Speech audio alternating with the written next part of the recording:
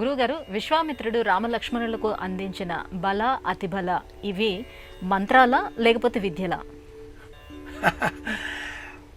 67 రకాల అస్త్ర ప్రయోగాలు, ప్రయోగ ఉపసంహార విధానాలు, మంత్రపూతమైనవి ధనుర్విద్యలో అంతర్భాగములు. వాటిని విశ్వామిత్రుడు ముందుగా రామునకు బోధించాడు. తదుపరి రాముడు లక్ష్మణులకు అందించాడు. ఇరువురికి కలిపినటువంటి ఈ విద్యా దానంలో విశ్వామిత్రుడు బల అతిబల అనేటటువంటి విద్యలను బోధించాడు. విద్య అనగానే అది మంత్రపూతమైనది.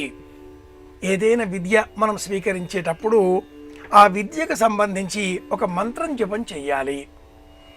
మంత్రాధీనం జగత్సర్వం, మంత్రాధీనంతు దైవతం. ఏ విద్యనైనా వేదనే నేర్చుకునేటటువంటి క్రమంలో ఆ విద్యకు సంబంధించి బీజాక్షరాలు, మూల రూపాలు, 6 విధాలుగా ఉండేటటువంటి అంగన్యాస కరన్యాస విధానాలు అనేకములు సాధనాపరమైనవి ఉండగా అవన్నీ మంత్రాలతో కూడుకొని ఉంటాయి. ఆ మంత్రాలను మనం అభ్యసనం చేస్తే విద్య మనకు కరతలామలకమవుతుంది. ఓ చిన్న ఇనుప ముక్క ఉంది అనుకుందాం, అది బాణం. దాన్ని అలా ఎక్కుపెట్టి ఇలా విడిచిపెడితే అది కేవలం శస్త్రం అవుతుంది. శరము, ఇనుప ముక్క, బాణం. దాంట్లో మంత్రాన్ని సంధించి కేవలం ఇనుప ముక్క అని కాకుండా కొంత ప్రత్యేకతతో కూడుకొని మంత్రశక్తితో దానికి ఒక ప్రత్యేకమైన విశేష శక్తిని ఆపాదించి ప్రయోగిస్తే అది అస్త్ర విద్య అవుతుంది.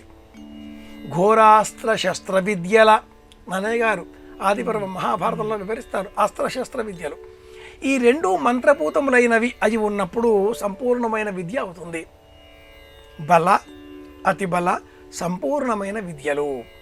ఈ విద్యలను అభ్యసనం చేసినందువలన ఆకలి దప్పులు ఉండవు, విశేషమైన జ్ఞాపక శక్తి పెరుగుతుంది, సంపూర్ణమైన అవగాహన శక్తి పెరుగుతుంది అనే ఉద్దేశ్యంతో భవిష్యత్తులో అనేక రాక్షసులను ఈ సోదరులు ఇరువురు సంహారం చేసే అవసరం ఉన్నది. కనుకనే విద్యల పేరిట బల అతిబల అనే విద్యలను విశ్వామిత్రుడు రామలక్ష్మణులకు ప్రసాదించాడు అని శ్రీరామాయణం బాలకాండ వివరిస్తుంది.